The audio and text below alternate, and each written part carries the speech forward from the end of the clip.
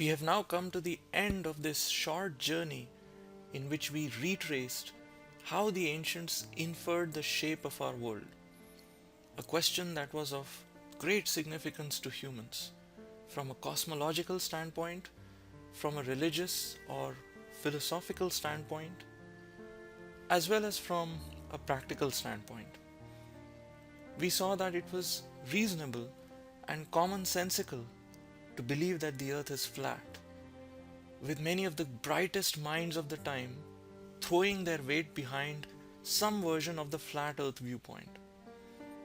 And it took many careful observations to bring about a change in this viewpoint.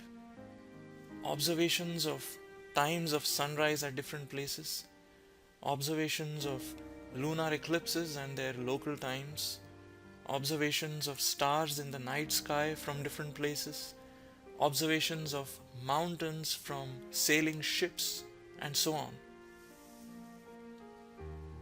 These observations seemed incompatible with a flat earth, but followed naturally from a spherical earth.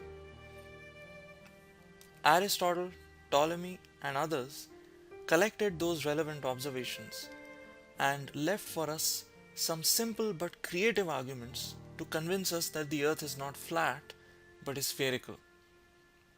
Not all of their arguments were valid, so one can have the right convictions for reasons that may not all be correct.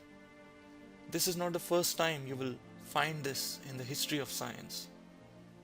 So we hope you enjoyed this short course, and we hope you will join us in our future courses as we continue our journey to examine the big ideas in science, mathematics, and philosophy and meet the great minds behind those ideas.